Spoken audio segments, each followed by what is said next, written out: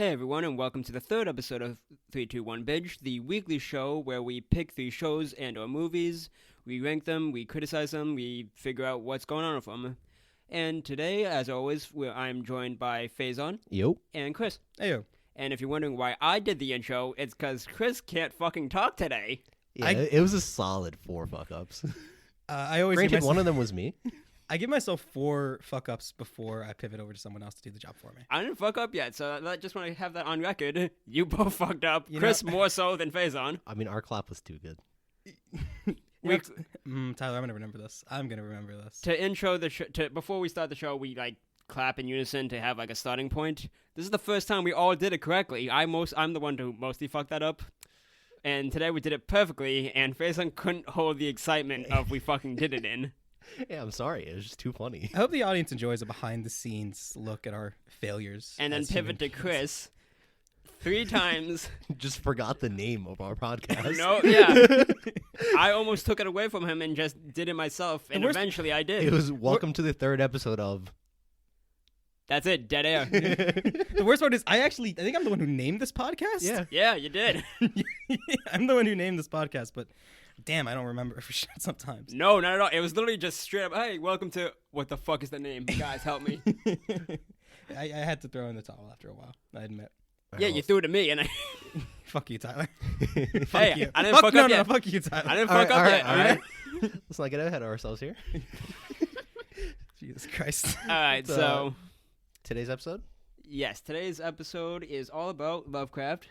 The first of our more horror or creepy episodes, since it is October. So the first show / movie we're doing is Color Out of Space. And Chris, I think you got this one, right? Well, I don't have this one. Someone else is going to summarize. I think it, at first we're going to get a little intro. Yeah, I'm gonna- Lovecraft actually is. Yeah, I want to just talk a little bit about Lovecraft for those who don't know. He's a real big racist, and I know that I say that and you guys think, okay, so he's a racist. No. He's a real big racist. And How big of a racist is he? Google what he named his cat. One of you, if neither of you know, Google what he named his cat. What was his name? H.P. Lovecraft. We can't say the cat's name. No, on we can't air. say the cat's name in person. But we're gonna Google it, and you and the audience members, I'm expecting you to Google this too. Yeah. Wow. Yeah, there you go, right? Yeah, that's the kind of racist we're talking about. And if you've ever read any of his letters that he would send to people, he is a real fucking piece of shit.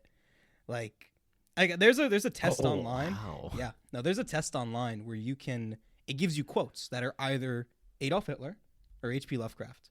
And I'm telling you, unless you've taken it a couple times, you're gonna fail that test every time because they really blur together. He's a racist, a xenophobe, kind of a fucking real white supremacist piece of shit type of person, which is made oddly ironic when he's also a massive agoraphobe and cripplingly scared of going outside. And He was afraid of everything. he's afraid of everything. He's absolutely terrified of everything.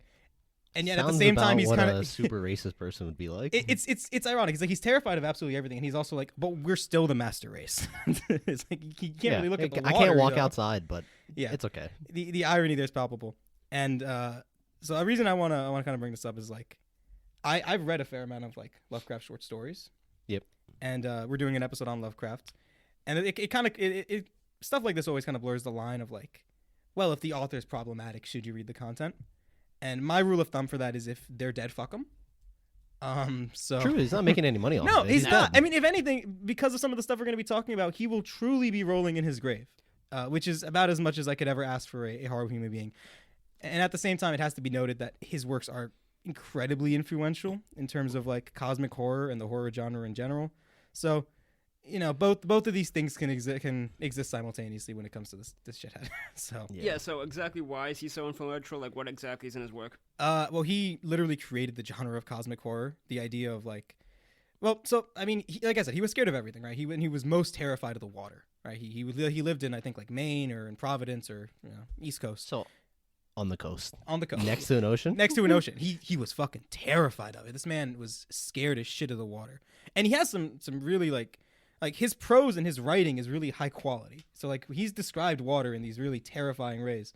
And in a lot of that kind of boils around the idea of the unknown and the fact that there could be things down there that are so immense and unknowable, and that to them you're just like a speck and you're meaningless and you're worthless. And that's kind of what like the crux of cosmic horror is.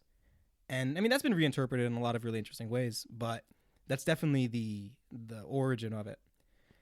And I mean that's interesting. It is interesting writing, and it's led to either a lot of interesting stories that have kind of like taken his ideas and played around with them, or a lot of stories that were heavily inspired by them. So like most of the modern horror genre as it's been recently, movies like Lighthouse and The Witch and stuff like that. Yeah, all from H.P. Lovecraft. Yeah, they're all at least loosely inspired by him.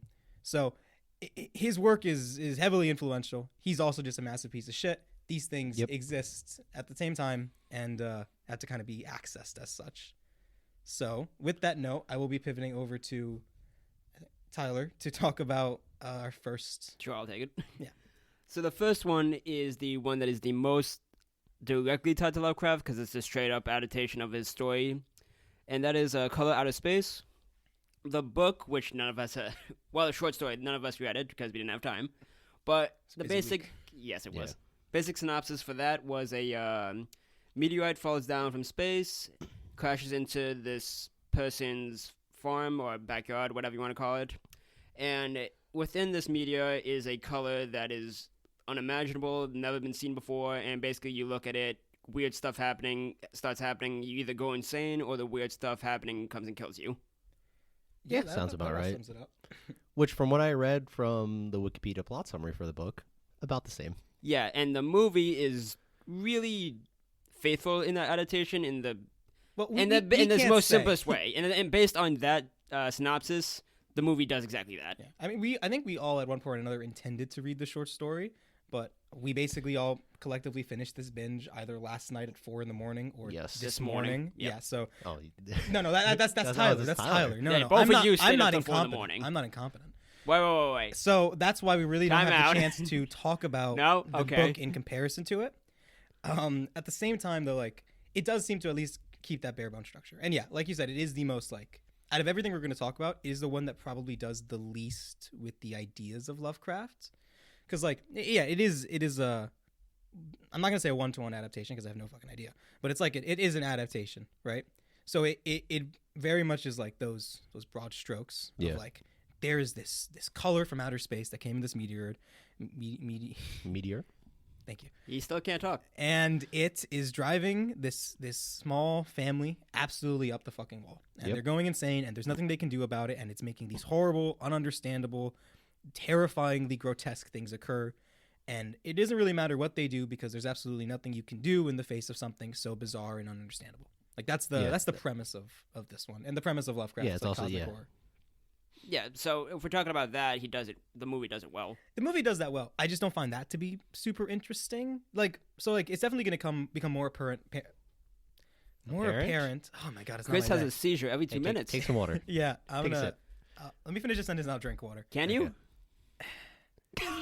It'll become more apparent as we go on in this episode because that Chris saw the color and is slowly losing his mind.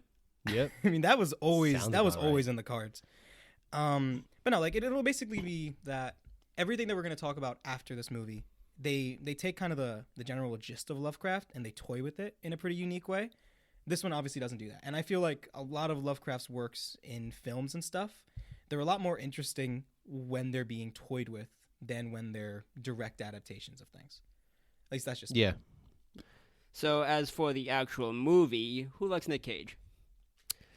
You know, you hate him, but you love him. Do you hate him? I don't hate him. It was more like there were some scenes where it's just like, it's Nick Cage. I really find it impossible to see Nick Cage as a serious person. I agree. That's what I was telling Tyler earlier. I was just like, I don't know. He's become such a big meme that even if he's playing a super serious role, it's just Nick Cage. I was laughing so much. Oh, I was laughing during the scene where he's interviewed by the reporter. Yeah, that seems hilarious. I mean, and that one's purposely hilarious. Yeah, I mean, I was laughing during a lot of like his mental breakdowns, which sounds bad on paper, sue me, but it's just kind of fucking hilarious. Like he's like his voice changes, his inflection changes, he starts talking all like this, and then he immediately comes back to really nice talking just like this, and it's so fucking funny. The tomato scene is his best moment. Yeah, I mean, his performance reminds me a lot of Wicker Man, or his performance in Wicker Man. Yeah. In terms of it's just fucking batshit insane. Yeah, it is. I mean, Nick Cage is like, I feel like this was they wrote this script around Nick Cage. Like, even some of the more like moments that aren't really out there, like when he's in the car and the battery's dead and he just starts like punching the Oh yeah, that could just wheel. be the dad freaking out that it's not working. But the fact that it's Nick Cage somehow transcends that, and it makes it something completely different. And it shouldn't though. It shouldn't. But Nick Cage does it. Or when he, so one of the things that the stone does is it has radiation, so it starts to mutate the living things on the farm. And for some reason, this farm has a lot of fucking alpacas. We'll get back to that probably. Yeah. And talk about it now. When the hell are we going to go back to that? No, I'll go back to it. For some reason, there's a lot of alpacas, and at one point, they're all mutated together in this horrible gelatinous blob, and Nick Cage has to put them down. Terrifying. It was pretty terrifying, yeah. And Nick Cage ends up having to put them down, and oh my, he loved those alpacas. He loved those alpacas more than his own children, and damn, that emotion shows in his eyes as he just blasts their fucking brains with a out. Shotgun. It's a shotgun, yeah. I don't like.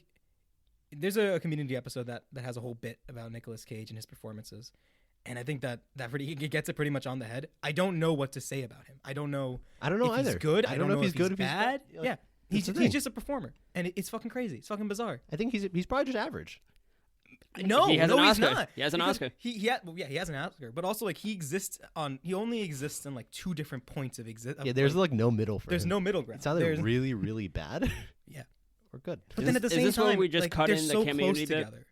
Did we just cut in the community bit right here and just use that as an explanation? I'm a of... cat? Yes. Oh, God, I love that scene so fucking much. Mm-hmm. God. Because that is Nick Cage. No, we're going to save that for the Nick Cage themed episode we're going to do in 2023.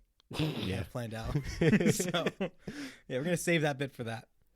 But we've got a long time. Yeah, we got plenty of time to bullshit for fucking this shit. Yeah, so Nick Cage is Nick Cage in this movie. Nick Cage is Nick Cage.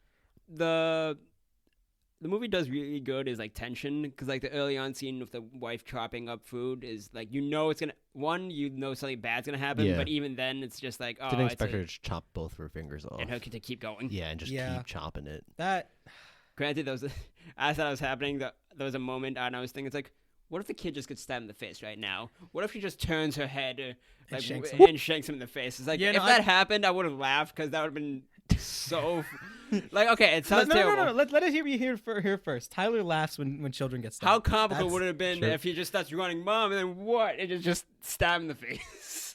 I don't know what's wrong with you, Tyler. Yeah, I don't know what's wrong with you I'm today. thinking about it in a comical way. That's all right. Do you mean like her fingers are chopped off and there's still blood splurting everywhere, and she just turns around and stabs the kid in the face? Yeah. No. Oh, so she chops her fingers off and stabs the kid. Yeah, she was still going. This is starting to feel like a Ted Bundy quote. Yes, because this is what Ted Bundy finds funny. It'd be so ridiculous. It'd be funny. That's what I mean. Like the ridiculousness Can you imagine it? Like, these two fingers are gone. There's just blood splurting out of it. And she turns around and's like, "What, son?" And then just swings. It's not a funny situation. I'll give you this one. Yeah, it sounds. I can get a obviously, I'm not. You're not campaigning for stabbing children. Let's not do that. I hope not, Tyler. I mean, as far as kind of on that same vein of not stabbing children, not the stabbing children, the bloody fingers. Some of the effects in this movie are really good. Like the practical ones, like when she her actually cutting off her fingers. Visually looks pretty really real. good. A lot of like the grotesque, like mutated freaky things, like the alpaca mesh looks really good as a practical effect. Or even like later during the movie, the mom and said unstabbed little kid end up fusing together because of the cosmic rays and shit, and they become like this one horribly misfigured being. But visually, it's really impressive. Even the color itself, which obviously for a movie like this, the point is it's undescribable and never been seen before. But obviously you can't film a movie like that unless in color. You can't film a movie like this in color. I'll get to that in a second. So instead the color is portrayed as like magenta or pinkish, which is cool since apparently the actual color is not on the color spectrum. Like you can't do it normally. I don't know how the hell they actually did it, but like whatever. But like that's the point of why they choose that color. And even if besides that scientific reason, the color is just like, oh, this is. You think of an otherworldly color, it's like, all right, you probably think of this, like maybe a weird purple, whatever. Yeah, like pinks, purples, and blues are like a very cosmic color. Like either like super neon or super dark. It's like those are like the general cosmic gist of colors. I will say though, I don't think the actual like special effects of the color out of space, I don't think the actual effects of it are any good. I think that a lot of the effects involving the color look like garbage. Like when the kid's in the well, like one of the sons is like in the well, and he's trying to climb up, and then it's just like purple light. And then it looks like a bad Photoshop, or a bad edit, like a really bad edit. Also, it just didn't really feel like some kind of cosmic energy. It's just bam purple light. Yeah. Well, see, one thing I want to kind of talk about is that there is a German film called Die Farbe, or I'm probably butchering the second half of that, but it's a German film that's an adaptation of the same story, but it's actively in black and white so that they don't have to describe an indescribable color. And apparently it's considered better than this. So I actually want to see that at some point down the road, 2025, in our Lovecraft Volume 2 episode. Yeah, sure. And then I want to kind of compare that back to this and see kind of like how, if that really was able to capture that Also, better. maybe we should read the books. I should read the short story. Yes, you're not wrong. We should do that at some point if we were to ever to actually like touch on that again. I wonder how long it actually even It's is. very short. All of his short stories are really, really short. I mean, when I looked at it, the website that had it on was just one long wall of text, so I couldn't tell how long it was. Yeah. Well, and it was hard to read like that. So I use audiobooks, which brings us to our sponsor for this episode, Audible. They're not sponsoring us. I wish. That'd be great, wouldn't it? Not yet. No, but I mean, I use Audible, and like, there's like a compendium like of all of Lovecraft short stories, so it's like a pretty easy way to have them all organized there. Yeah. And it said it was like an hour, which is very short compared to like most actual books. So I would say this is probably like maybe like the 5, average 6 reader pages. will spend 0 hours and 30 minutes reading this book at 250 words per minute. Okay, that's not too bad. So it's short. Yeah. Very short, 34 pages. Yeah.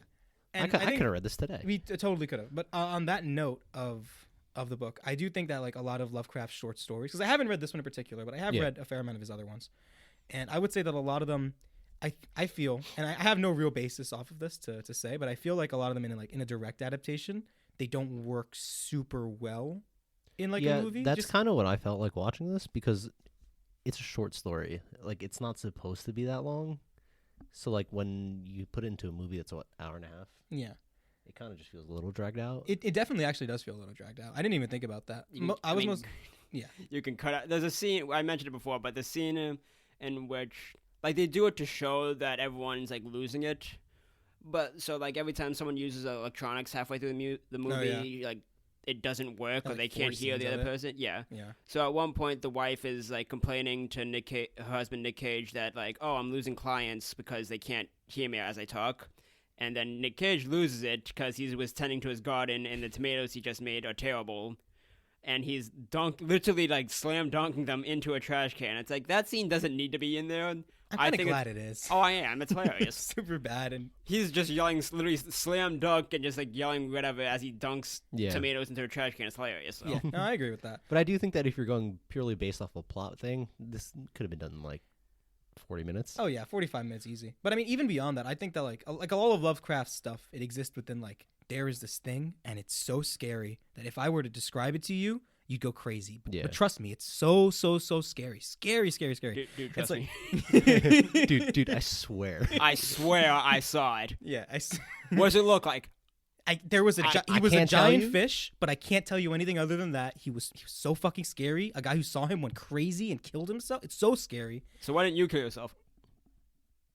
Yeah, okay, I see. But the problem with that is like, well, you can do that in a story and make it work, right? Yeah, because it's easier to describe things with words. It's easier not to describe things. Yeah, with words. that too. You let the reader fill it in. You can't just show like a blank thing in a movie and be like, imagine. How do you get away with like a direct Lovecraft adaptation in a visual medium?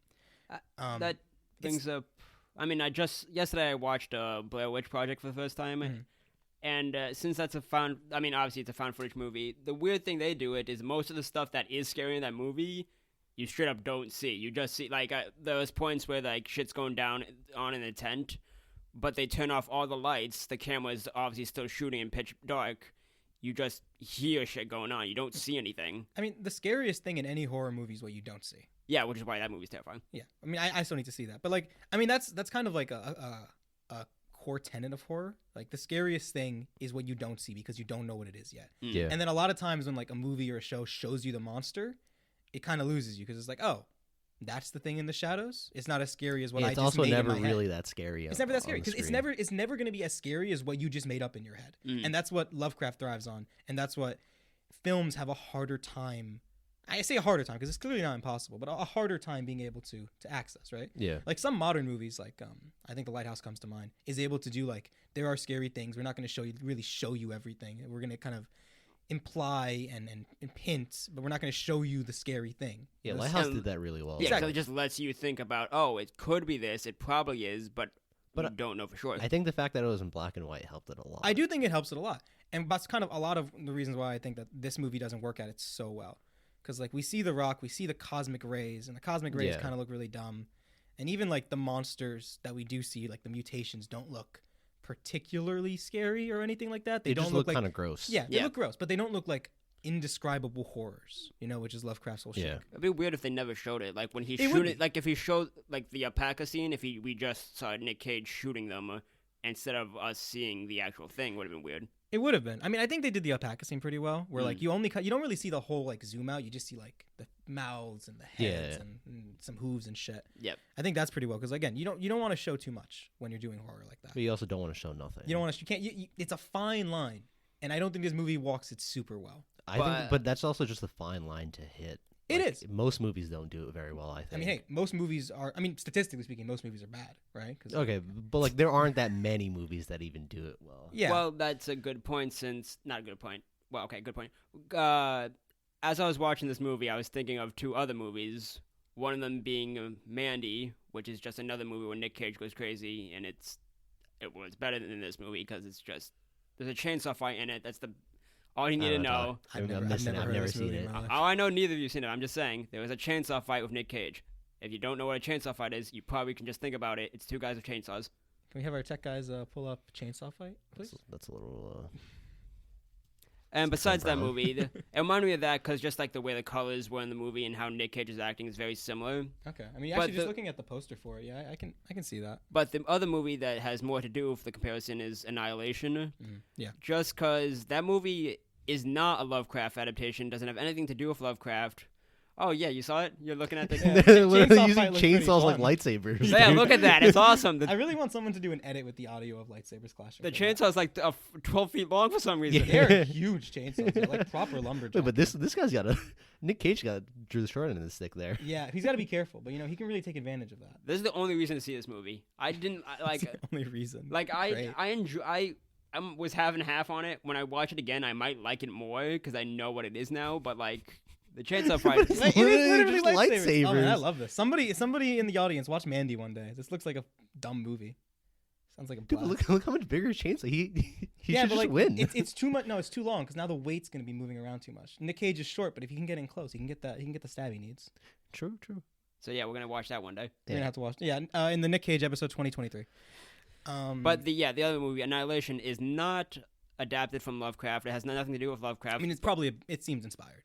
It might be inspired by it, but like it is a novel. I don't remember when it was written, but it feels at least somewhat inspired by the ideas of cosmic horror. yes, because the way they do it is that another thing, alien thing comes down, is doing weird stuff, and they go into this environment where it's changing everything, and they don't know what's going on. They don't explain it because they can't.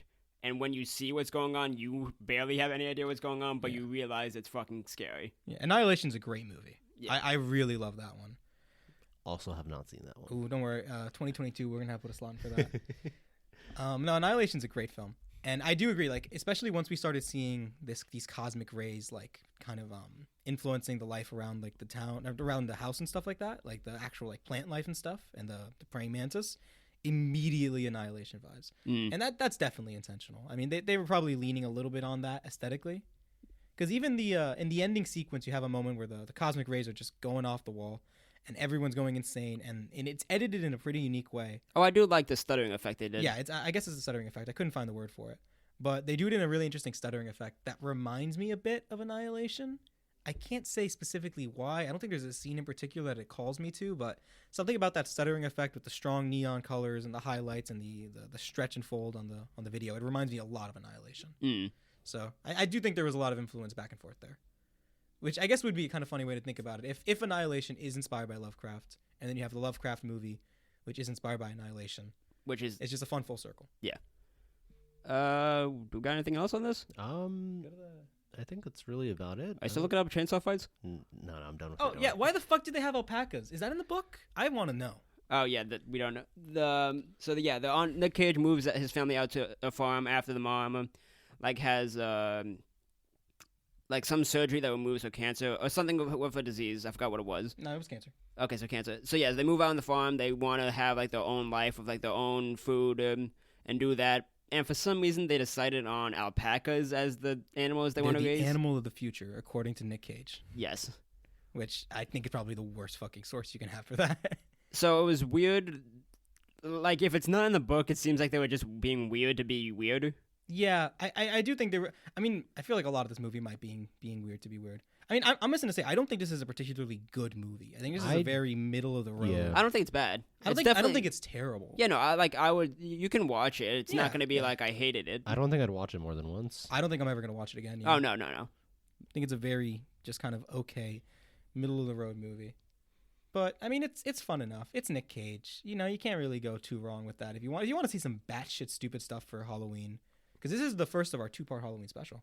If you do want to see some batshit stuff for Halloween, this isn't a bad pick. This isn't terrible. I think there are better movies out there, though. Oh, there's yeah. way Some better batshit movies out there. I mean, crazy, if you yeah. want a good Lovecraft-inspired movie, watch The Lighthouse, which we're not talking about today, but I really like that movie, so it's worth watching. And if you want a really good Lovecraft-inspired show, I'd recommend. Well, I guess maybe really good's a stretch, but if you want a pretty good Lovecraft-inspired show, I'd recommend watching Lovecraft Country, which we are talking about today. Faison, can you give us a little summary about that? Basically, it's an anthology based off of A collection. the 2016 books.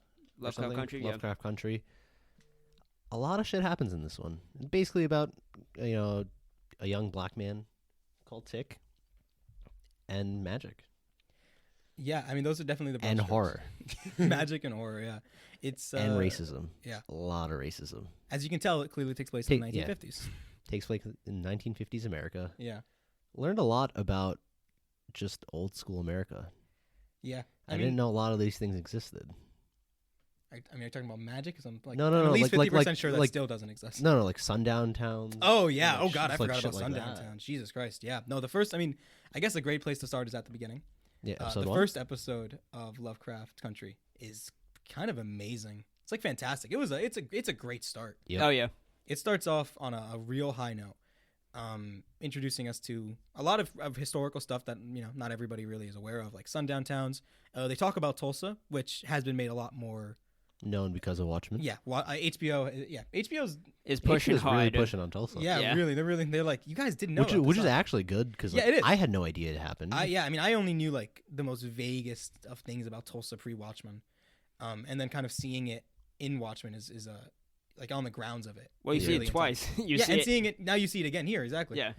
But yeah, like in this case, you kind of also know like sundown towns, which are I was not aware of, and is a very terrifying concept. It's especially like if you're a black person in the 50s at that point, being in a sundown town and not being able to get out by sundown, Which is a death town sentence. that basically Yeah. said that the rule of the town is if you're black or a minority, basically if you're not white in this town. yeah, if you're a minority and you're not out of the town or in like somewhere at sundown, you're probably gonna get shot by the Yeah, cops. it's free game by the police. Yeah, or not even the police, anybody. Yeah, sure, anybody with a gun. anybody, which was most of the town. Mm. And A lot of white supremacists. Yeah, I mean that was and kind of is America. Let's just say. Yes, But no. yeah, I mean episode 1 it's great. Even in its own right, it kind of keeps the magical mystical things to a minimum towards the end.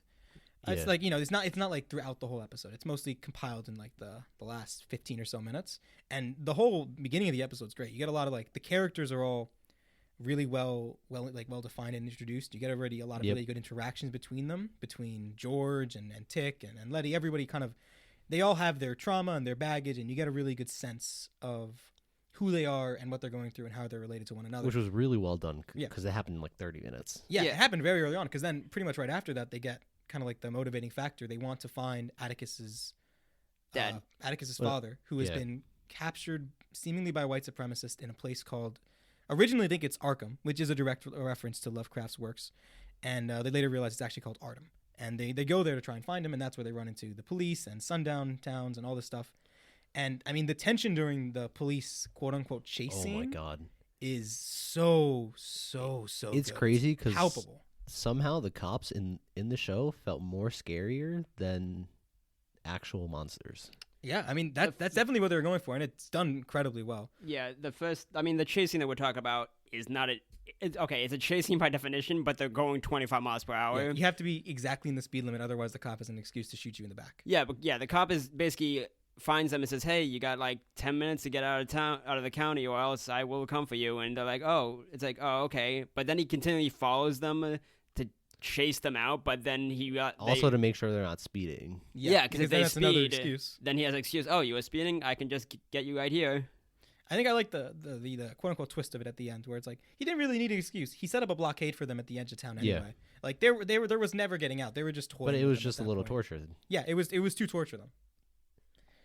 And I think it was just, I mean, that whole first episode is done really well. And then they introduced the magical side of things at the end with these, they call them shaggoths, which is a reference to Lovecraft stuff again, which are these weird, horrible, vampire-esque monsters almost, because once they bite somebody, I was gonna say dogs, once they bite somebody, they turn them into one. So Yeah, like vampire dogs. Okay. Vampire Vampire dogs. monster dogs. Vampire monster squid dogs, yeah. That's a great way to put it. The end of that episode has some of the funniest moments, probably the whole show. When it's played for, it is a comedic moment more or less. When the one racist cop gets bitten, Oh, yeah. and he's turning, and then the other cop is looking at him like, "Chief, what's wrong?" And then George says, "Yeah, you're gonna need to shoot him. Yeah. You should probably shoot him right now." Yeah, that was good. I mean, the whole first episode's like probably one of the best of the whole show. It's at a minimum the third best episode of the show.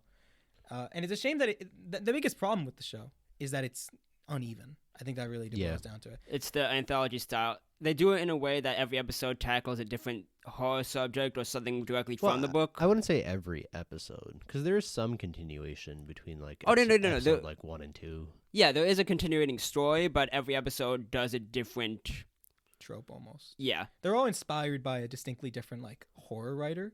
Like you have some episodes like the first one that feel very, very Lovecraft. And then you have other episodes that are like, oh, this is clearly about ghost stories. Or other episodes that are like, oh, it's about like Eastern mythology. Or it's speculative fiction, which I think are kind of the worst episodes of the show. So like it clearly takes like bits and pieces of like other horror writers. Like even some specifically, like you can make an argument like there's an episode where a black woman gets a magic potion that lets her turn into a white woman temporarily. And she's able to kind of experience the life of a white woman in that same time period. And that was actually one of the most interesting episodes. I really enjoyed that one quite a bit, and that one's very like because there's like the chance where like you can get addicted to being white. Yeah. Because why would you go through life a way more traumatic and hard way than just do that? Yeah. I mean, that's a very Kafka-esque episode, and I really enjoyed that one. Whereas like some of the other episodes, I feel like their inspirations aren't super. I don't know, just they're not great. Like there's the episode called I Am, where which is episode 7, Episode 7, yeah. One of the main characters of the show, she ends up falling through a portal that opens up to infinite dimensions and realities, and she's kind of hopping around between dimensions and realities, exploring herself and understanding herself more, which is a nice concept on paper. But I don't know, speculative fiction really lost me in this show a lot of the times. Like I didn't care for a lot of the aesthetic of the way they did the multiverse type of stuff there with those like future beings, and I don't know. I really think that's where they lost me the most. It just felt so out of tone for everything else in the series, and so out of tone visually as well as story wise, that episode 7 is kind of a low point for me. It's a low point, but not in the way that I think the episode is like bad. Yeah. I think it got better after the halfway point. I enjoyed when she started hopping all over the place. I think I enjoyed more the first half. I was the opposite way. Really? Huh. Yeah. I enjoyed the back half of the show a lot more. Of the show. Of the show as a whole?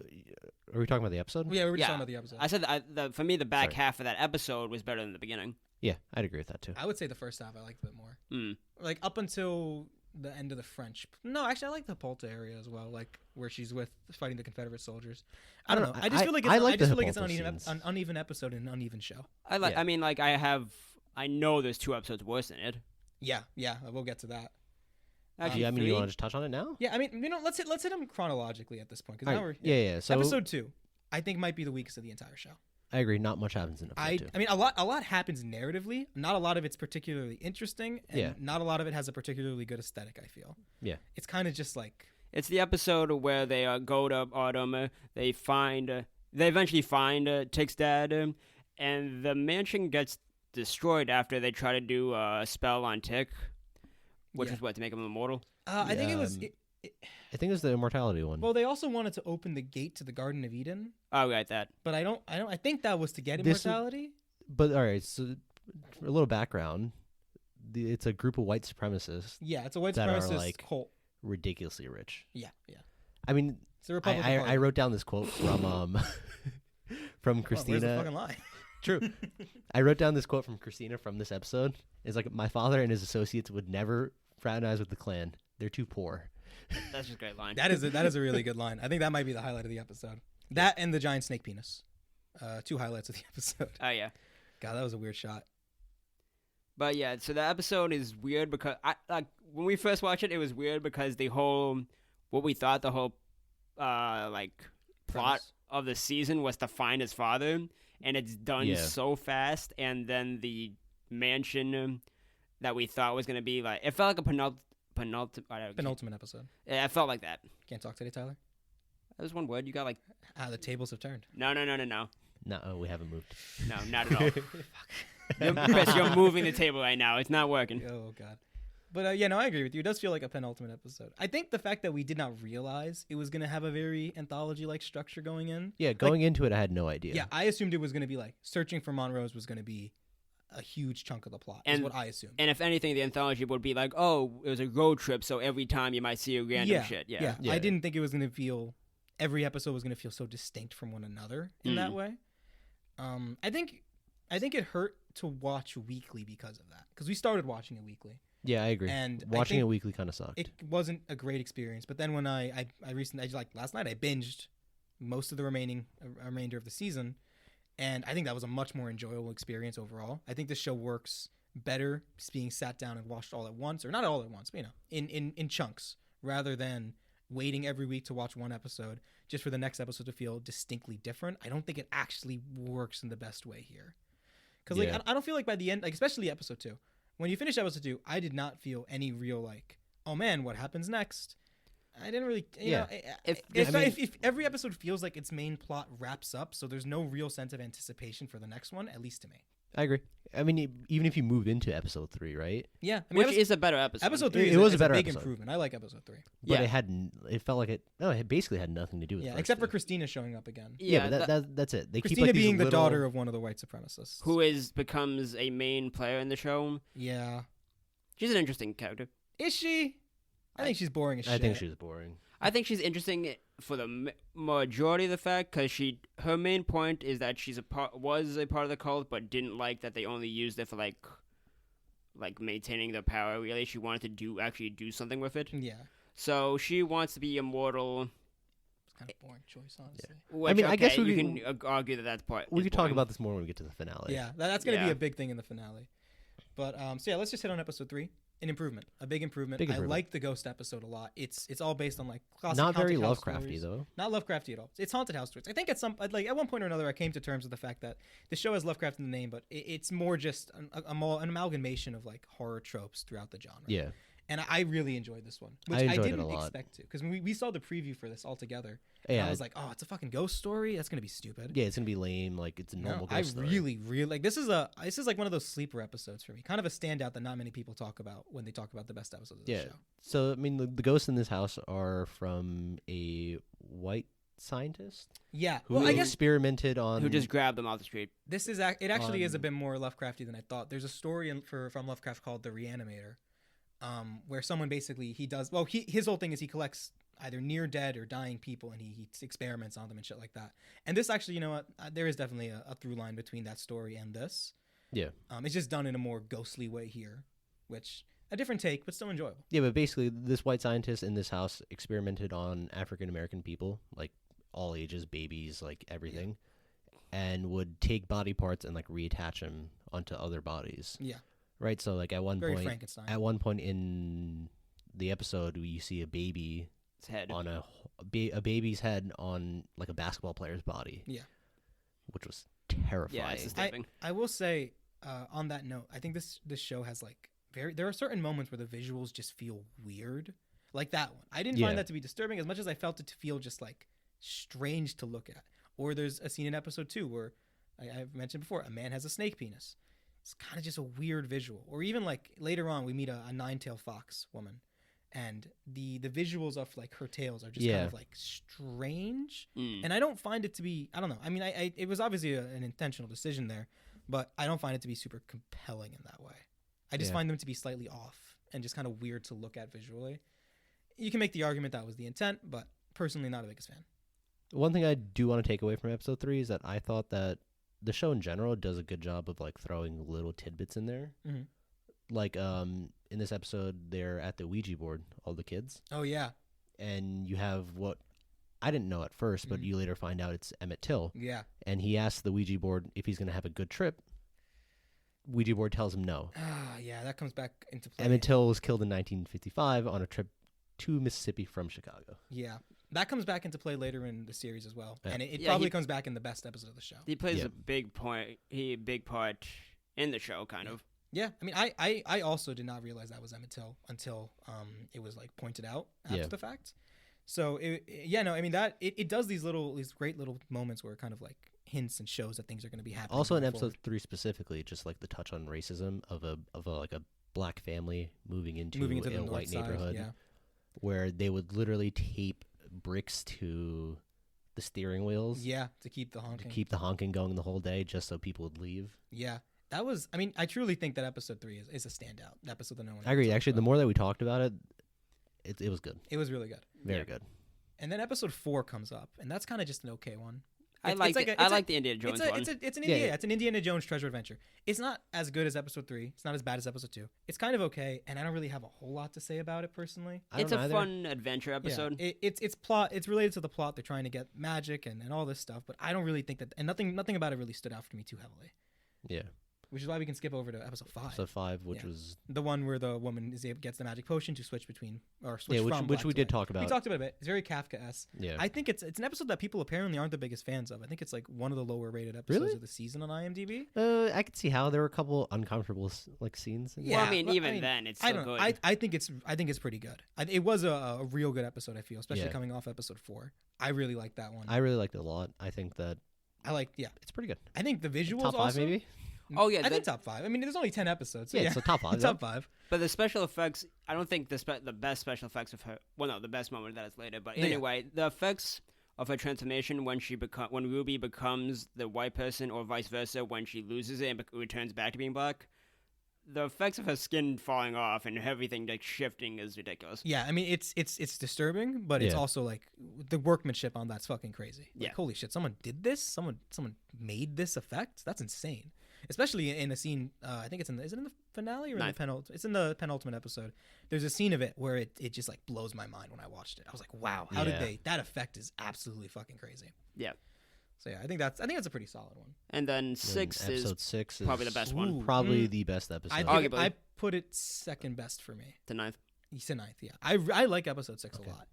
Episode 6 I think is really good. 6 was very, very good. 6 is a backstory episode in which we see Tick in the Korean War, but it's from the perspective of Jihan? Is that her name? I don't know how to pronounce it.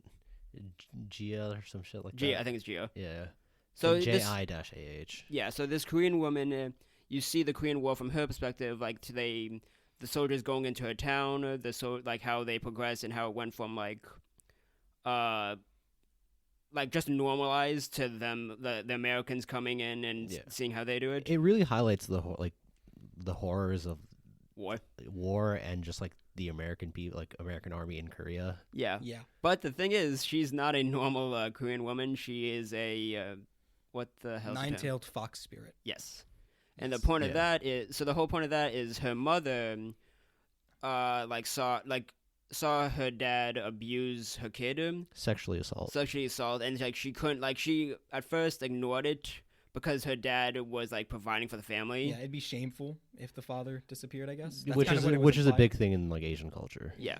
So, but after like so many times, she couldn't like stop herself from not doing anything. So she puts this curse out in order for the dad to die, but then her daughter is cursed to be this monster. Yeah, I don't think we really get the exact details of the trade, but we do get kind of, that's more or less the No, gist that of it, is- I feel. yeah, that- Is that all? Basically, I mean, she also she has sex with the person and then Yeah, well, yeah. steals their soul. And Yeah, she needs to do that and 100 memories. times to become a human. Normal. Yeah. But at that point, it's been like years, and then the monster who's supposed to not feel anything starts to like learn about human life, and it's like, oh, I don't want to keep killing people. Yeah. And I mean, that also technically applies to Atticus, who is a veteran from the Korean War and who has done a lot of monstrous shit. He's killed prisoners of war. He Ooh, shot a civilian. that one scene where they're trying to find like that communist spy. Yeah, trying to find the communist spy. And he just pulls up and He shoots just her. pulls up. he shoots bam, a shoot nurse her. in the head. Yeah. Yeah. And it's incredibly fucked up. And the whole point is And that, that's where they meet. that's when they meet. And the whole point of the episode is that when she sees him again, he's in a hospital bed and she's a nurse. She wants to get revenge on him, and she wants to kill him down the line. So she starts trying to slowly gain his trust, but at the same time, she ends up falling in love with him. And then she can't really bring herself to kill him, but she Yep. also can't bring herself to tell him what she is. Yeah. And I think probably one of my favorite scenes in that whole, episode is like he's reading Count 'em out of Count 'em on a Crystal. Crystal. Yep. Alexander Dumas. Great fucking book. And they're talking about it, and she says like how much she disagrees with part of the book. And he's like, well, you should read it then. They changed that for the movie. And it's like, oh, that's such a good. I just love that interaction. Yeah. Maybe I just like that book way too fucking much, but I love that interaction. It's just a really good one. Yeah. I mean, overall, that episode is visually one of the most unique. Like, maybe not. Yeah, I mean, yeah, it is the most. Yeah, I mean, unique the because first it takes time you place- see her, it the takes- first time you see her fucking tails come up is Yeah. I something. mean, yeah, that's one of those weird visuals. I think it works better than a lot of the others, but it's still just to me a strange one. I just think that because it's one of the only episodes that's like, or that's not entirely true, but it is the only episode that takes place in Korea during the war. It has such a different flavor. It was from the also rest of the very, yeah, it season. was just very, very different from Yeah. the rest of the It's season. very distinct and but very it's so good. Let's just the dialogue. Like, there's a lot of great emotional moments between Atticus and her. Like where Yep. he sets up a little homemade theater stand in the military base for her to watch a Judy Garland film because she loves Judy Garland.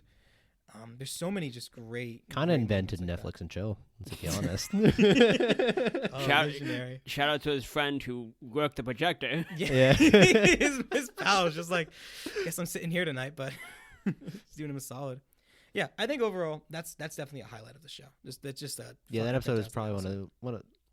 Top two one of the best. Yeah. And episode 7 is was, I Am. We already talked about. Oh yeah, I think one of the weakest episodes of the show. Again, you kind of see why the show's uneven. It has these huge highs, and then suddenly an episode like I Am comes, and it's just such None of the lows are straight up terrible. It's just that episode 2's such a bordering on it. borderline. I mean, yeah, 2 is the one that's closest to straight Yeah. up bad. But most of the time, it's like, oh, this is great. This is okay. This is Yeah, it, Yeah. it varies so much. I wish it like every time you have like a great episode, it's like holy shit, the show hit its stride. It feels like it's followed by a poor episode. Yeah, it's like wow, it's doing great. It really figured out how it wants to do, and then it's like the next episode was like, oh, that's kind of I mean, yeah, like kinda you, boring. if you look at it, right, episode 1 good, Yeah. 2 was pretty meh. Yeah, 2 was bad. Yeah. Let's be honest here. Episode 3 was good. Yeah. 4 was pretty it's pretty okay. Yeah, that was a medium. 5. Well, And more then, good. and then More we good. had a good stretch with 5, 6. 5, 6, and then 7's like And bah. 7. 7's Yeah. more okay for me. What was 8? 8 was the kids. 8 it was the kid. 8 Oh, was- 8's fucking amazing. 8 is my favorite episode of the show. 8 is like holy shit. Let's talk about 8. 8's fucking great. And I mean, so basically one of the main plot points of 8 is that a girl named, well, I guess we should start with the opening. It takes place after the death of Emmett Till, and it takes place during his funeral. Yep. And it's like a massive showing for the funeral. And during this time, a friend of his, a girl named Dee, It's his cousin. yeah, it's a cousin. Mm. Okay, I didn't No, remember. Because not the cousin Emmett Till. Oh, I thought you meant. Never mind. I that's thought No, you no, Chick's no, no. cousin. Yeah, no, that's what threw me for a Well, second. alleged cousin.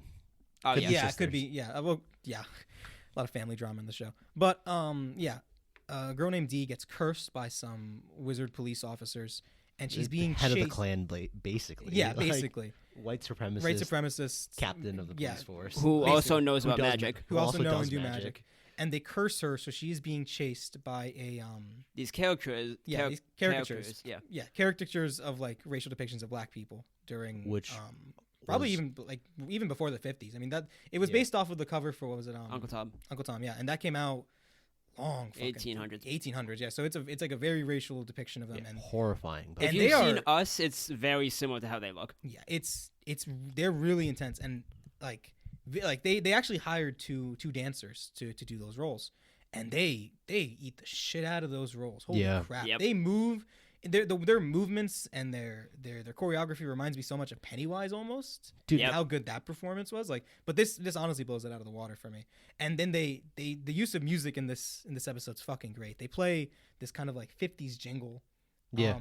but they speed it up just a little bit. They keep speeding it up just a bit as they get closer, and it's just so it's fucking so intense. terrifying. It's actually like terrifying. I was sitting No. in my bed like 2 a.m. watching this shit, and I was like, No, oh my 100%. God. Like, I mean, we watched slashers for next week, and this episode this got probably way blows- more out of yeah. way more fucking scares out of me than anything we watched for next week's episode. Like, it was so cripplingly intense. It was terrifying. yeah, Like, that whole segment was just so good. And that's not to say anything about the other characters in this episode either, because Atticus's potentially father, Montrose, he consistently gives the best performance in the entire show. And this is another episode where he gets even more time to shine again and again. And then Michael K. Williams. And speaking of Montrose, though, like, I really like the scene he has with Atticus, where they're sitting on the side of the street, and Atticus tells him, like, "Oh, here's a book that I have. It was written by my son from the future, your grandson." And I mean, I said it before, but the guy who plays Montrose is doing the greatest performances in the entire show. You think it is. so? I think Montrose is like the most well-performed character in the whole show. His PTSD. I guess well performed, yes. Yeah. I just didn't like him as a character. that Really, much. I mean, I find Montrose to be really interesting. I like them as a character. I think he's probably one of my favorite characters in the show. And I mean, Michael K. Williams is a great actor. Every time he shows up in anything, he's great. I mean, he's fantastic. Holy shit! I think performance-wise and character-wise, I really dig What'd you like Montrose. so much about him? Like, he's a fucked up person. Like, he's done really fucked up shit. He hates himself. There's a lot of internalized homophobia there, and he took it out on his son because his dad took it out on him. And Yeah. but he also regrets it really badly, and he wants that second chance. Which But kind of gets. is he really trying? Like, I don't know. I think it never he's- I feels think like he's- to me that I think he's like, I think it feels like he's trying by the end. Once he starts talking to Tick again properly after they come like towards the end of the show, which all takes place Yeah. after he gets back from the war. I feel like he's really kind of giving it his all to fix that. Or not giving it his all, but he's at least taking a shot at fixing that relationship. And by the end of the show, he really wants to do better, and Yeah, he kind of has a okay. chance to. At least that's my feelings on it. Yeah, it's accurate. I think I just didn't like him because for majority of the season, he wasn't at that point. That's fair. I like broken characters. They're the best kind for me. That is true. But I guess pivoting on to episode 9, that's the Tulsa episode where they go back in time and end up in Tulsa. And I do want to say, I think one thing about this episode that stands out to me the most is that this has a very different feel to the Tulsa we saw in Watchmen. Like, Yeah. I mean, I think Watchmen is obviously more well shot, more well directed, and visually is the better of the two interpretation. Like, I got interpretation, but better of the two visualizations of the event. But there is something really raw about like this first person perspective of so much of it, Yep. being in the houses that are being burnt down. Yep. You know, just like being there as the white people or as the mob is. It felt a lot attacking the more kids. brutal than the Watchmen one. Yeah, it felt way more Which brutal. is and crazy visceral. because the Watchmen one was already pretty yeah, brutal. I mean the Watchmen one is like one of the standout scenes of the whole show. Yeah, because you see the fucking planes come and actually drop bombs on us, Yeah. on them. Yeah, I think this one is like drastically more visceral somehow, and Yeah. I think it's just a great episode, really. Yeah. I think this is another highlight. Like, there are some things in here where it gets to like the speculative fiction side of things, where Atticus's aunt, his aunt, she has like these robotic implants on her arm that she got from traveling dimensions, and she plugs herself into like a multiverse machine. And, you know, it starts to lose me there, but then it goes Yeah. back to this more grounded place with Tulsa, and I find that just to be way more interesting. And just like, there's just a great scene in that episode where Montrose is talking to Atticus, and he's saying how, you know, he's a survivor of the Tulsa massacre. So was their Uncle George and Atticus's mother. And he remembers distinctly having this guy he liked, and that he saw this guy get shot in the head right in front of him. And it was Yeah. this horribly traumatic event. And he wants to change it, even though he knows he can't, because they're not allowed to change time, right? They're not allowed to Yeah, they prevent can't do it at themselves from all. existing. So he has to sit there and watch it happen.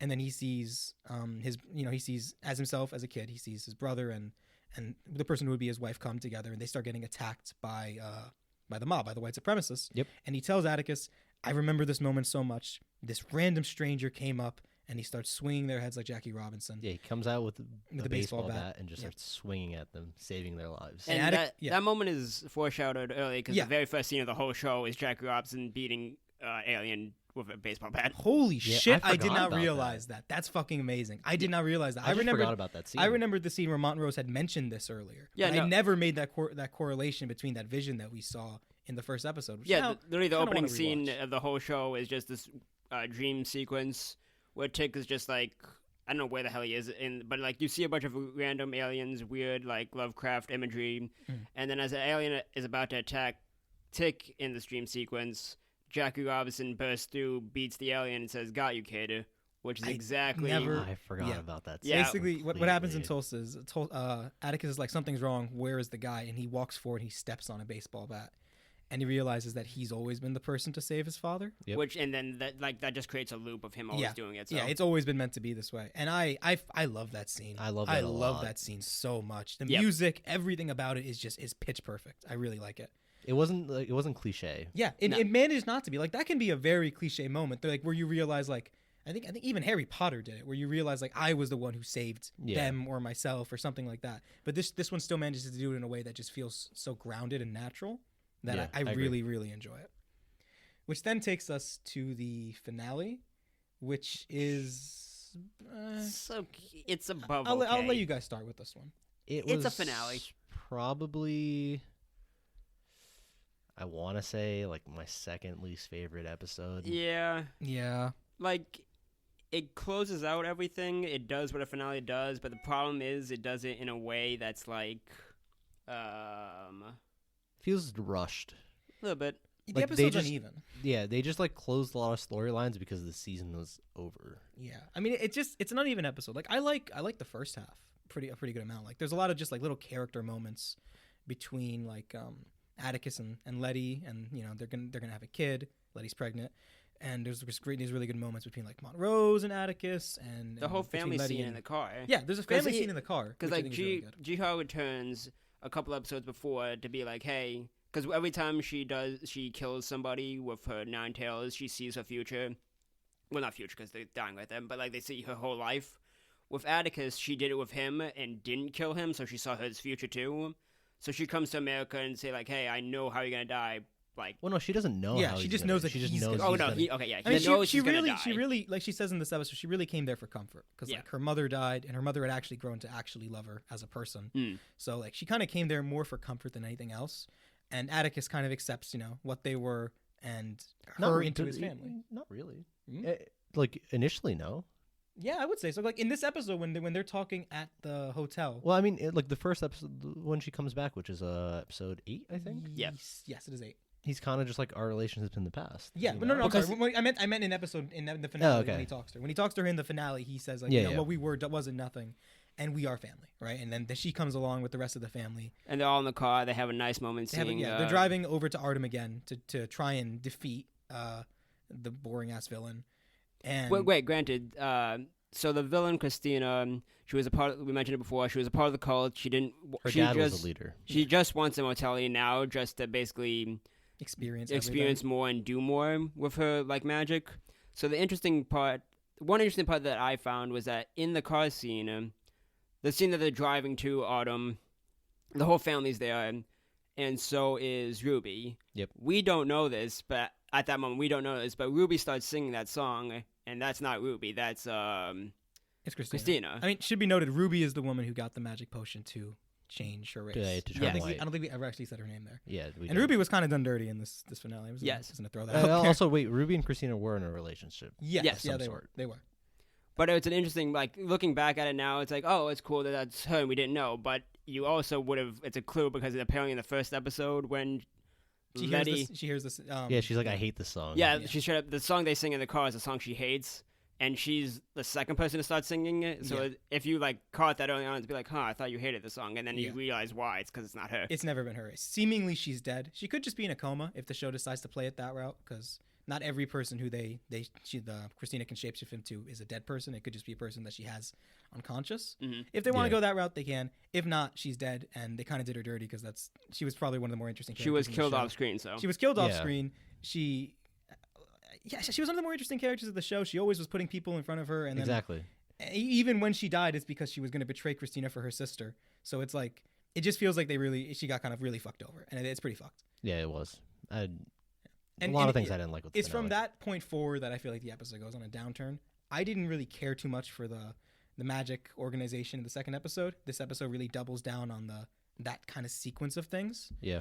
And again, I just don't find it to be particularly interesting. I don't find Christina to be a good villain at all. I find her like she wants to be like being immortal is one of the most boring fucking motivations you can give a villain, especially because like, and it's not. No, a character could want to be immortal, and that can be interesting if it stems from something more than Like Daddy sinister. wouldn't let me. Yeah. It's like that's just the most fucking boring possible thing you could have given her. I thought she was interesting throughout the show, and then the finale turned her into boring because That's a fair way to look at it. throughout the whole show, she said she wanted that. She also said like, hey, like I know you think I'm trying to kill Tick. I'm only killing Tick because that's the only way to do this. I have no harm against him. And she's was like, hey, if you give me another way to do it, sure. And then the finale kind of breaks that because they give her this special book that's supposed to be the most powerful thing ever, and she's like, oh, I have this now, I have more info. But then she still kills her gonna kill anyway. Yeah. I mean, I think that Christina as a character, especially at the end, is like a critique of white feminism, right? So let's like, something topical. The Bill Burr SNL bit from like last week, I think it was? Not this last episode, so yeah, last week. Yeah, last week. He basically says, white women, you've been right beside us all this time, so shut up and take your lumps. It's pretty much the summary of it, right? Yeah. And Christina is basically that white woman. She's been there, like, alongside her father in these organizations as they do horrible, horrible things. And even though she portrays herself and is portrayed as like marginalized because she's a white woman, Yeah. and, she's queer by the end of it too, right? Implied, or it is, yeah, because she's in a relationship with Ruby. Yeah. She's still a total bitch and a horrible person. Yeah. That's what it boils down to.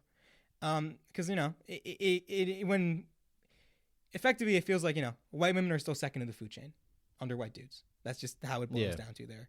So that feels like what this is trying to portray. Like just because there was a white woman who's also marginalized doesn't mean that she actually cares about other marginalized peoples and groups. She's still in it for herself more than anybody else, and doesn't really care about who she has to step over to get there, because she also has her own level of privilege that other people in the show just don't have. That's true. So that's definitely what I feel like they were portraying there. I just really wish Christina felt interesting to me. I just wish they did her character better, because throughout the whole series, she never feels like a real villain. Yeah, she definitely doesn't. I mean, she always, it feels like she's tiptoeing around it for the first half. And then when you get to like towards the end of the show, like, okay, we have no one left. She's gonna just go heel turn. She's gonna go full villain, which you kind of expect. But and then she just does it. That was the whole thing. Like, it felt so rushed. It was just like the last episode. Yeah. Bam, villain. And like her last moment, like obviously, like she kills Tick. She succeeds for half a second. They then subdue her and then like leave her for dead, more or less, until D comes back with a robot hand. He comes back with a fucking Full Metal Alchemist style robot hand and snaps her neck. Yep. And I've never been just feeling like that was one of the dumbest things I've seen. I did not care for it. I was like, wow, this feels. I didn't care for it either. I never liked the speculative fiction side of the show, for one. I didn't like some of the episodes and some of the concepts. So this was just like, wow, this feels like. I don't know, it feels like it just feels fucking weird, man. This feels like a backdoor for a comic. I don't even know what the hell to say about it. I get why she did, because her whole, like during her whole traumatic episode 8, her whole family like was like, hey, like just go in the house, you'll be fine, and they didn't believe what was happening. Yeah. And they just kind of like let her be tortured by these two random demons. Yeah, I mean, I get it. I get it character-wise. I think really the robot hand's what does it into me. I think I would have been fine if she just told the shag off to eat her. Yeah, something about nice. having a cyborg hand at In the very last minute. 1955. At the very last minute of the show, it just takes me out of it immediately. Yeah, so that's Overall, yeah, ending uneven, which kind of it overall hurts the show a lot. I feel like sticking an ending so far seemed to be a hard thing for some of the HBO shows I've seen. All the HBO shows. Watchmen, I feel like. Game of Thrones. This I haven't seen The Leftovers. I mean, the bad endings for HBO shows are not. Well, okay, yeah, those. They don't stick the landing as well as I sometimes would hope they would. I mean, for the highs in the series, like you'd expect the series to end on a high note. yeah. Yep. Yeah, And that's the a fair fact way that to it look at didn't feels just disappointing. I do want to say that I think the show has the most interesting interpretation of Lovecraft's themes. Because like we said, nothing about the show necessarily feels super heavily Lovecraft throughout it, right? Like a lot of the aesthetic changes, a lot of the it feels like it's like a secondary thing. Yeah, it is. Or a little more subtly than that. The way I kind of take it is that the show is saying that, like, Lovecraft's whole thing is that is existentialism, right? That Yep. you are this small speck on this giant speck, and there are things so much worse and bigger than you that you have no real power to control or change. Yep. And in the show, that's racism, that's homophobia, that's Yeah. war. Like those are the Lovecraftian concepts. These giant big topics that you can't really fucking do anything about as a person. Atticus joins the war because he wants to escape his life in the States. And he ends up he feels like he's become a monster. Yeah, because he does these horrible things that he doesn't want to do. He doesn't want to be the person they're made to be, but it's a war. He's dragged in the middle of this thing that he can't control or understand.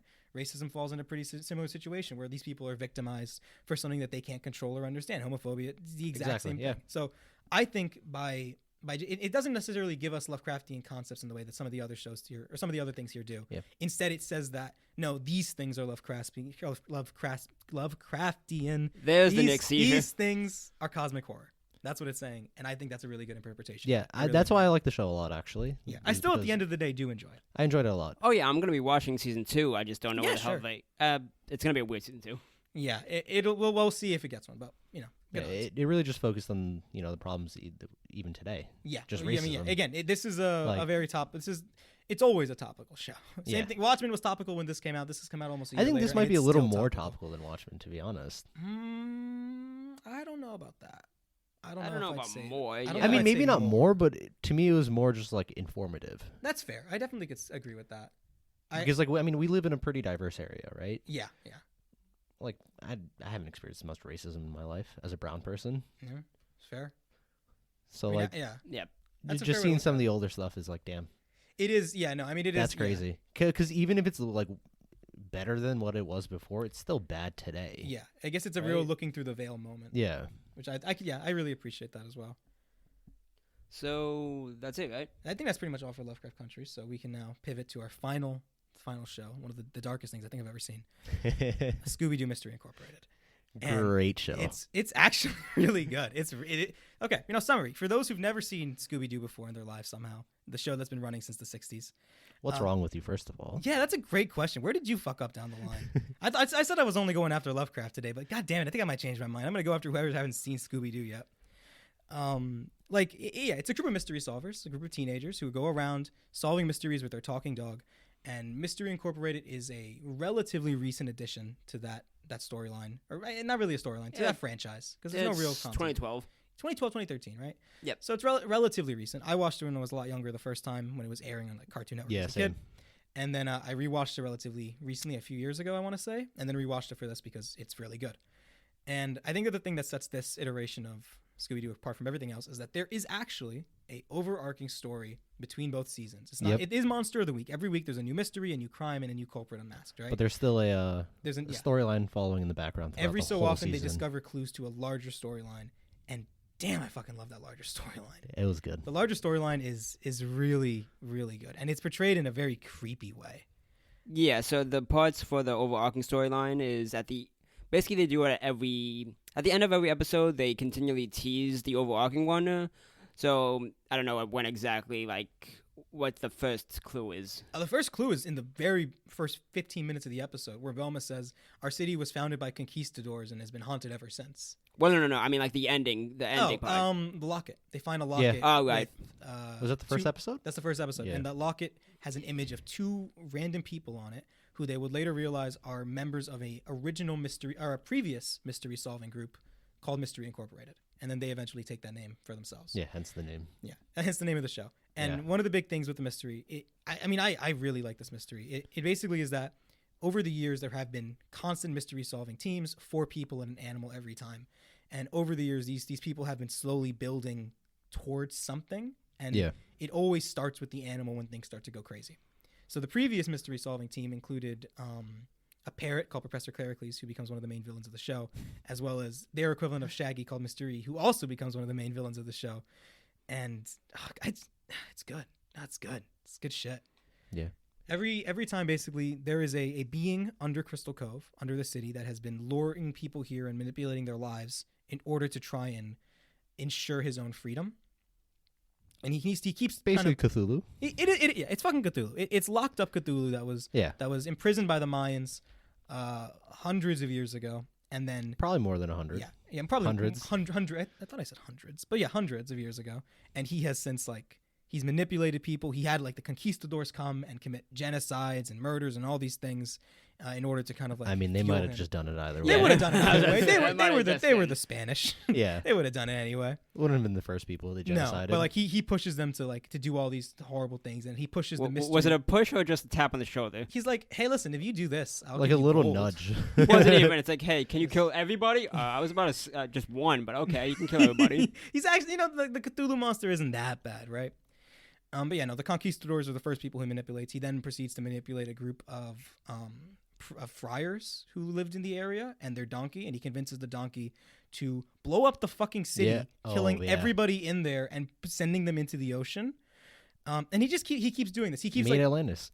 he made Atlantis. Yeah. Yes. He brings together these groups of mystery solvers, and he then turns them against each other as they slowly collect an item called the planet spirit. And a seizure again. God, I can't even help this you is a here because hard I one. don't remember the name. It's a planet disc. spheric disc. Okay. Yes. They're gathering the pieces of this planispheric disc, which was hidden away in order to prevent this creature called Nibiru from ever returning. And by the end of the show, it's good. This show does. It's good. It's good. It's good. I don't know how much I can really say about it without just saying the whole show. It's really good. It does things in a really creepy way. There's a character called the Creep of Crystal Cove who Which is traumatized me as horrifying. a child. I told you guys before when I picked the show to watch. I'm like, yeah, there's a scene, there's a character who traumatized me, and you laughed. The Creep of Crystal Cove is fucking creepy. Yeah. Granted, I thought it was another character. I forgot that it was named. Like cicada person, the bug person. Yeah, it's a bug person that basically sends cicadas or something or insects out to hey, you did something. Hey, I warned you, don't do it. Oh, I didn't do. I don't believe you. Then he just sends out insects to terrorize you. Bugs don't scare me too much, but a creepy man The who speaks in animation riddles. The animation's pretty creepy, but a creepy man who speaks in riddles with a deformed face, Yeah. who is And a weird voice. He really doesn't feel human. No. In the end, it is unmasked to be somebody. I'll get to that in a second, but every time we see him, it never feels like a person. He more than any other creature we've seen in the show feels like An actual monster. An actual monster. And I really thought the first time I was watching it as a kid that this was going to be the reveal, that this is a real monster Yeah. this time. Like The this Creep is of Crystal finally Cove. a real monster. It ends up instead being Fred's father, who's not his actual father, but instead kidnapped him as a baby from his real parents, who were members of the previous Mystery Incorporated, and then said he would kill Fred as a baby if they ever came back. Yeah. That is still the better of his On parents. that note, we could talk about how this really isn't a kid show. No, it stops no. being a kid show pretty Yeah, soon. it even the mystery starts in, but it still feels like a kid's show, and then it just gets progressively darker. Mm. Yeah. There are several major characters die. I can think of 4 pretty easily. One member of the original Mystery Incorporated dies in Cassidy. an explosion. Yeah.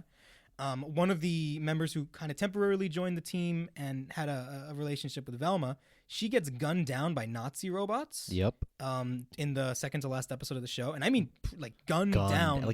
Like you see like them full point a machine shooting gun. range You see kinda, them point the machine gun at her. You see her reaction. Then you see Scooby walking away, and you hear gunshots. Yep. It's like, wow, they actually shot her with a machine gun in this kid's show. I don't know how they got away with a lot of this. It was off screen. It was It was fun. off screen. Yeah. I mean, there's a lot of moments like that are either just fucked or kind of creepy. The Darrow Mansion there's a mansion that belonged to a previous Mystery Incorporated group. Which is a fell great into the Saw. ground. It's a very the whole episode is a reference to the Saw franchise. Yeah. And the show references a lot of other horror or creepy stuff Oh, too. yeah. So it's fun to point that out. This show has references like crazy. I mean, every episode is usually based off of kind of something. You have Carrie, Terminator, Yeah. Labyrinth, Twin Peaks. Twin Peaks is a really big one. Dune, David Lynch's Dune. So you have you get references to pretty much everything. It's in the lifeblood of the show. There's a character in the show called H.P. Hatecraft. Okay, and he wrote the book. Yeah. He wrote the book Shargar Gothica, The Beast That Hath No Name. Yeah. I wonder who he's wrote to. I really I wonder. would have never. I would never guessed get. that one. I mean, it also has actual writers Harlan Harlan is a speculative fiction writer who shows up in the show and actually voices himself. I think he passed away in 2018, but he actually, and it's an E, he actually voices himself in the show and has a major plot to play in the finale. So this show it has horror and it has fiction in its veins, and the people behind it clearly care Yeah. about making the show I mean- and about what it comes from and everything like that. Going into it, I didn't really have that many expectations. Yeah. I thought it was just going to be like a kind of kid show. Like, it'll have like a main storyline probably, but it won't be that great. Well, that just reminds me about how a lot of kids shows nowadays aren't or stop being kid shows Yeah. halfway through. Yeah. They get clever. I feel like the reason I wanted to watch Scooby-Doo for this specifically is because it's one of those shows. It's kind of like, it makes me reminds me of Gravity Falls a lot, actually, in that way. But no one talks about this show. Like, everyone talks about Gravity Falls. That show got, like, super popular, you know, among non-children. But nobody talks about Scooby-Doo Mystery I Incorporated. think a lot of people haven't gone back to watch it. They have not. Because growing up, Scooby-Doo was kind of just something you put on, Yeah, right? it was when just you were there. younger, Yeah. it was just there. It was always on TV. But You this just was, watched like, it. They decided, you know what, we're not only are we gonna give Scooby-Doo the most interesting plot that it's ever had, we're also gonna put together the best voice talent the series ever had. They brought Matt Lanter. Matt Lanter? Is that his name? Nope, not in. Nope. Matthew Lillard. I got the Close Matt enough. Yeah, I got the Matt and I got the L, right? I'm Yeah. pretty close. Lantern. They brought him back from the live action Hey, Scooby-Doo he was the star of movies. the show, Tyler. He was a shining star. Yeah. Yeah, they brought him. Yeah. They brought him from the live actions, the James Gunn Scooby-Doo movies to voice Shaggy, and he does fucking great in that role. And fuck Warner Brothers for not giving him that role in Scoob, which is a garbage movie. Just a brief tangent. Yeah, I haven't seen it. Scoob is I got trash. nothing No, on it's that. trash. It's I don't trash. want to see it. It's not good. Don't watch it. I watched it because I like Scooby-Doo, and I wanted to. I don't know what I wanted out of my Not, life, man. just feel. I wanted to little feel happy? something. Yeah, I wanted to feel something in the middle of the end of the world that is this year.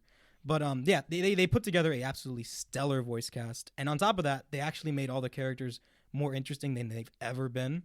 Velma is a total sarcastic asshole, and I love her. She's the best That- character. Yeah, I don't She's remember the best Velma character. ever being good. No, I don't know about Velma. Velma was never good. She was just She'd vaguely just be like smug. nerdy and like. She was nerdy boring. and smug and pull up the mask. That's all she ever It's had. also funny that they never did the glasses thing with her. Yeah, they never Well, did. They I'm- don't thank do God any they of that. didn't. Yeah. They don't hit those like regular tropes. They don't really do the door scene where people are just running through doors and coming out of doors. I would have liked that. They kind of did that. They do it a little bit. A little but bit, like occasionally. yeah, but it's they, not like they never overdid. Yeah. it. They Yeah. didn't do the whole Scooby-Doo Where Are You until the second to last episode. Oh no, they do it like 4 times. I don't think they did. No, Fred gets one, Shaggy gets Okay, one. from Shaggy, Tyler. From Shaggy. Oh, then he gets like 2. No, he gets one. I know it's said multiple times. I will fight you on this. It's only said the one time. it By I don't Shaggy? remember. Yes. Okay. Okay, it might be once by Shaggy, but it's probably. But I know it's said multiple Look, times. I'm going to tell you to look it up as I continue to rant. How do I look that up? Scooby-Doo Where Are You Mystery Incorporated. We're just gonna video. get a song or some shit. Yeah, we're not gonna get. Here's the exact count. What's not gonna show up? You never know, man, and you never know unless you try. So it looks like Faison's trying. Either way, yeah. Daphne is given actual personality because she has always just been the boring rich one, Yeah. and she's like a complete fucking wild card here, who is kind of absolutely insane. Like she just does Oh yeah, I what can't came up? find it. What came up? no results. No results. Not even like one. No. God damn it. It's got a 4.9. Just on gotta rewatch the Google whole thing. rating. Yeah, I gotta rewatch the whole show again. And count. Oh my Let's god. check- Let's check. Oh wait. Scroll up. Yeah, let's check. Anyway, Velma. No, not Velma. Daphne gets her own personality. A It's really personality. connected to Fred, but at the same time, it's still different. But and it's she still does really more. good. It's Yeah. still you like she has moments where she's like, oh wow, no, Daphne's a little bit mentally unhinged, and it's great. Like at one point, she's when she kind of has like a breakup with Fred type moment. She's like, so you're saying I should kill him? It's like Daphne. Yeah. Pull back. Whoa, Pull back. whoa, But it's like- Daphne. it's like great. It's she's it's a high super schooler, fun. like a high school girl in love Yeah, with somebody that it's- she hangs out with every day. It's super fun. I'd say Scooby and Shaggy get the least changes, but I think overall they're good, especially Scooby. I really like Scooby in Yeah. this version. He's actually got like backbone. Yep. Especially like the season 1 finale, it turns out that everything has happened has gone to the plan of the villain Professor Pericles, an evil parrot who with a German accent and an army of Nazi robots. And he's like, Scooby-Doo, I just separated your team. Ha ha ha, fuck you. And he flies away. And Scooby-Doo basically just says, I'm going to get you. I'm going to fucking get Yeah. you. And it's so good. I don't think I've seen Scooby threaten someone Nope. before. Because he I've was always also- just this like spineless dog. Yeah, I've also never seen Scooby in a cyber Nazi uniform gunning down robot Nazis and saying it's their fault because they drew blood first. So that was also a first Yeah. for me in this show. Yeah, Scooby. I think that was a first for all of us. To watch Because that was the Scooby first time it's happened in Yeah. Scooby Doo. smile like a maniac and murder a bunch God. of robots. It's like, wait a minute. This show has just so much fucking charm. I mean, it really does. And speaking of that, I think the best character in the show is actually Fred. I agree. Fred I mean, Fred is hilarious. is hilarious. So Fred is he's a himbo who's obsessed with traps. Oh my god. He's who's absolutely obsessed The with traps. funniest shit was like it's beginning of the first season, I think. Like first. It's the second episode. Second episode. Gators, whenever Gatorsville is. That's Yeah. the second episode. So like Fred invites Daphne over. Like, hey, take a look at this book I made. Daphne like, oh, you made a scrapbook of all our adventures. How cute. Nope. Opens the book up. It's just pages and pages of every trap that they've used ever.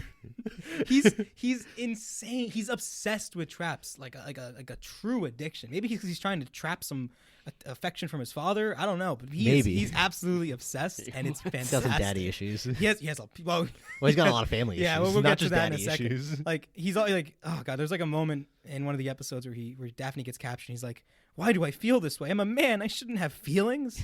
It's just so he has so many great jokes. Yeah. He's absolutely hilarious, and not only is he one of the funniest characters, he's probably the most interestingly developed. Because like I said, it turns out the person who'd been raising him as a father and had always been kind of this cold father figure to him was actually a man who had kidnapped him as a child. Who's also the mayor, by the way. He was the mayor, yeah. The mayor, and kidnapped him as a child because he wanted to get the secret supposed treasure from Crystal Cove all to himself. This treasure would actually turn out to be a horrible monster named Nibiru, right? Yeah. And then later we meet Fred's real parents, two trap masters who go around the world trapping things. And they're also total fucking monsters. Piece of shits. Yeah, they're total pieces of shit because they're more than happy to betray Fred in order to get pieces of the planet Spirit Disk in order to free Nibiru because that's their goal. It basically in the end turns out that even though his mayor dad was kind of a shitter, he was a much, much better person and a much better father than his real parents Imagine were. the person that kidnapped you as a baby from your real parents was actually the better parent. It's fucked. And like Red basically has to accept the person who's been my father this whole time. I've realized, and he unmasks him like is my father and is a monster. Literally in that case. And then he has to also realize that also my biological parents also total monsters who are trying to con me and screw me over at every chance they get. We're also trying to end the world, basically. I don't think they realize it. I think Pericles has everyone pretty well lined up, but Fred as a character goes through the most, and it can be really interesting at times with him. I think it's really great. And I think one of the moments that highlights that is an episode that I know Tyler wants to talk about. It references the Red Room from Twin Peaks, and it's really good. Yeah, the Twin Peaks episode. Basically, like, there's two episodes that reference the Red Room, and then in the next episode they go into it more. And it's probably my favorite part of the whole show is just Velma is freaking out because nothing in the show makes sense. Not in the show. Nothing that's happening to them makes sense. Like, they're going through different dimensions. They're fighting actual monsters or some, like, otherworldly beings. That's, like, basically Twin Peaks, right? I haven't seen Twin Peaks. I guess not. No, you're not. So it's just impossible to describe. Twin so Peaks. Velma is like crying and saying like nothing makes sense. I was always like used to facts and for facts and stuff, and then Daphne says, "Oh, you don't have to make sense of it. You just have to feel it." And I started dying because that's exactly what David Lynch is. That's how you have to experience. David Lynch. If you try to think about it too much, you'll probably David Lynch's whole thing is just like he uses like dream logic and things don't make sense, but you know what's going on anyway. Twin Peaks is just it starts off you figure it out. It's just prom queen dies, FBI goes in to investigate, it's a weird town, and then shit just gets weird as it goes on. But with Twin Peaks, the more it goes on, the less that Lynch explains fucking anything. And it gets so like season 3's been weird. Yeah, season 3 especially, you have no idea what's going on half the time, but you get the feeling of, oh, this is terrifying, this is terrible. And you just keep going because you know that you get the idea what's going on. Much like this episode, you just have to feel your way through. Yeah. But the one thing I do like about this episode the most is that it turns out that basically Nibiru has taken the best part of everybody who's come into contact with the planet's Spheric Disk and has been involved in this mystery. So like Fred meets the best part of his dad, or his adopted dad, I guess, who admits to having like really been proud of him this whole time and just never being able to really express it because the best part of him had always been taken away. And it's like, oh, that's a good fucking moment. Yeah. And then the monster who's chasing them throughout this episode is actually the original conquistador who was manipulated by Nibiru, and he's doing this because he doesn't want Nibiru to be killed because he believes that he needs to continue to suffer and be punished for everything they've done, and that everyone who's come in contact with the disc should suffer and be punished for everything they've done. And it's like, holy shit. This is some heavy fucking shit for me and this talking dog to be dealing with right now, man. I was expecting Scooby snacks or something, but the scene from Doom Patrol where they're like stuck in that loop. Yeah. It is kind of like that. Yeah.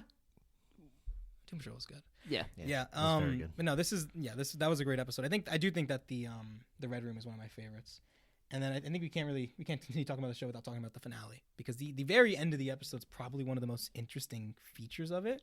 Basically, Nibiru is unleashed, and he opens up and he starts eating the members of the town, just eating them and sending out his little minions to grab them so we can eat them. Yeah, he starts devouring them, and then at the very end, Scooby is able to kill Nibiru, and basically what it does is it retroactively prevents him from ever having existed.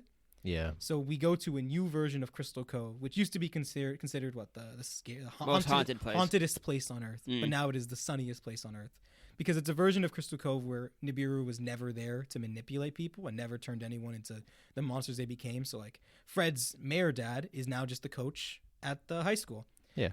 His real parents are not terrible people; they're just good parents. Mr. E, who had been a member of the previous group and one of the main antagonists, is now running a energy clean company with his pet parrot, who's a perfectly good parrot and not a Nazi. Totally not evil. Not an evil Nazi parrot. So it's just the optimal version of this world where nothing went wrong. And yet at the same time, at the end, they're like, we made a world without mysteries. And so you have, basically at the end of the episode, you meet this Harlan. Yeah, Harlan. Yeah. Ellerson. I cannot remember. Something with an E. He's a real speculative fiction writer, and in the show he has an actual character who he plays himself. And he says, "Yeah, every time that the timeline has like shifted, I remember it because I'm so smart, because I'm a genius. So I've already experienced this before." The biggest brain of all time. Yeah, but he's like, he's you like guys, Manhattan. you guys kind of fell in with me this time. So come over to Miskatonic University, another Lovecraft reference, and we'll figure this out. And damn if I don't want a show where they're just like continuing the what if it's just a road trip? season? Yeah, I mean, you could technically argue that basically this is now the original show where they're traveling across the country solving mysteries. Like that's kind of the implication of it. But I would love just a whole new show set in the same Mystery Incorporated continuity where they get to Harlan. Because I really love this iteration of the show and of the characters. It's the most interesting cast, most interesting characters, most interesting pretty much everything. Great storyline, yeah. good humor. It's the best Scooby-Doo has ever been. And also, on top of just having obvious Lovecraft references, it also has a kind of a Lovecraft theme inversion, so to speak. So kind of like a little bit like what Lovecraft Country does. It decides that basically the Lovecraftian theme the Lovecraftian concept for this show is that Nibiru has basically manipulated everybody into being where they are. Yep. So are you guys really even friends? Or did Nibiru just push it that way? Yeah. Did you guys ever have free will, or was it always predetermined? Has every choice you made actually just been Nibiru's ploy as he's been pushing you towards this? Have you guys never even had free will in the first place? And that's some Lovecraftian excellence. Yeah, that's straight Lovecraft shit. Yeah, that's right up there. That's a great fucking concept for this show. And they do tackle that. They talk about it. It's like, were we ever really friends? Have you ever really loved me? Were we ever really a thing? Has anything ever mattered? Or was this all really real? Yeah, is what we're doing matters, or are we just constantly playing into the ploy of this larger cosmic being who doesn't really give a shit about us and is using us to his whims? And that's Lovecraft as fuck. Yep. And the solution to it is maybe a little cliche in that it's the power of friendship. The fact that it's still a children's show at the end of the along the way. But it's interesting because it's like the old idea is like the fact that we currently know that we're friends means that we're friends, right? Yeah. It's a little bit, I'm going to throw in a little bit of Descartes, a little bit of I think, therefore I am in here, right? It's like, I believe we are friends, therefore we are friends, right? We experience this as friends. It doesn't matter if it pushed us here or not. That's the fact that we're friends, and that's why we can defeat Nibiru.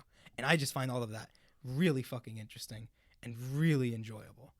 I fucking love this show, man. I've seen it at least 2 or 3 times at this point, and it's great. It's really great.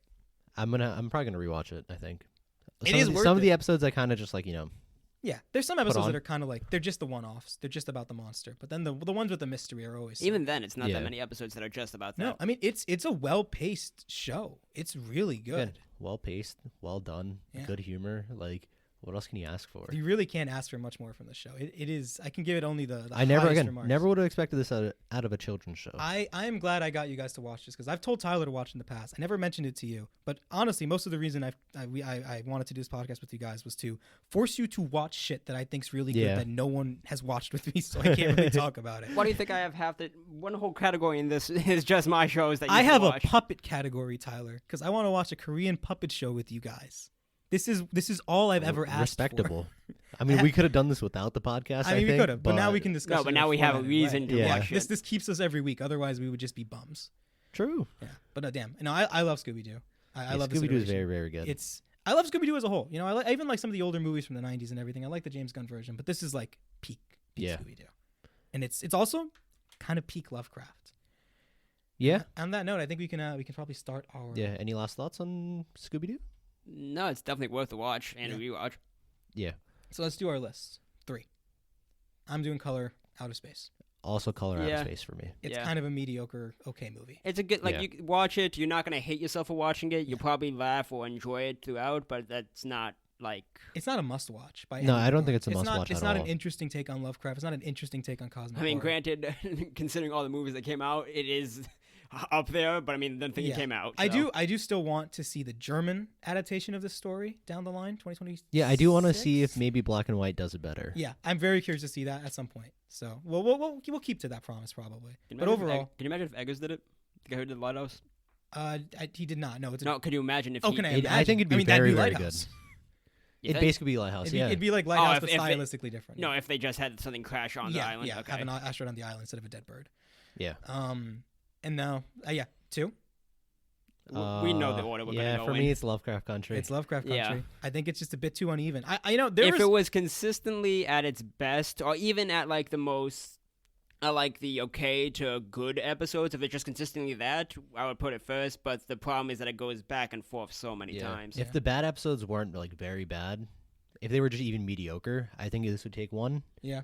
Like there was they had like that string of good episodes, and I was like, oh man, this might really take the one spot from Scoob. And then they threw If it episode 7 ended- in there. Even if it just ended Yeah. better, it might have gotten number 1. Yeah. If it ended better, it might have. I think it might have taken it. But I think the ending did like bring my me liking the show down a the lot. overall experience. I think dropped for me as mine well. stayed consistent because it was back and forth the whole time, and then the ending is just like, oh, okay, it's still back and forth. Yeah, but the thing is, like the string of episodes before the ending, like 8, 9, and 10, or 8 and 9, were very good. I thought they were very good. thought they Well, were yeah, very no, good it was as on an upward trajectory, but then it just dropped it back down to being okay. Kind of okay. Yeah. And that's where the show ends up being, just because of its uneven nature. Unfortunately, I think it has a lot of interesting things to say. Maybe not the most interesting way of saying it. Yeah. Which And takes us to then- number 1. Which the is best Scooby Doo. Lovecraft show, Scooby Dooby Doo. Not so- what I expected to be putting at number 1 No. going into this. No, No. not at all. Definitely was the black sheep that has just absolutely won us all over. Scooby has won our hearts and minds and probably our souls. It's so good. Somebody watch it. Somebody else watch it. More people watch it. Somebody tweet about it who actually uses Twitter so that people can fucking watch Tyler? the show. Yeah, go tweet about it, Tyler. Go tweet about Scooby Doo right now. You tell people to watch Scooby Go Doo. tweet about Scooby Doo, Tyler. I can do both. Tell people is it better than Gravity Falls? Yeah, tell people I like it more than Gravity Falls. I think I'm gonna die on that hill. I don't know. I like the mystery. I like the whole aspect of Gravity Falls more. I guess Gravity Falls is more Twin Peaksy. Yep. So maybe you dig that more. Yep. I think it's a tough call, but it's close to Gravity Falls bare minimum. Tell people to watch it, Tyler. All of you people. All of you. I like how you turned around and like with Yeah, somebody as yelling. if there was somebody To the behind You're you. pointing behind you like this fucking. podcast is filmed in front of a live audience. Yeah, they just are deadly silent because they're afraid of Chris. Because we're not very funny. Yeah, Yeah. No, seriously, somebody watch this fucking show. It's really good. Very, very good. because it's holding the audience hostage. Yeah, it's like, at all please. points. I'm just looking at them, staring into their cold, lifeless eyes. They're not. They're not hostages. They're dead now. Yeah, this took a dark turn. Scooby Doo, it's great. Somebody watch it. And on that note, Or else he'll kill more of the audience. Yeah. Speaking of killing, slashers next week. Slashers next week, part 2 of our 2-part Halloween episodes. We'll have that up for you guys next week. Thank you guys for listening. Thank you guys. See you next week. See See you you. next time.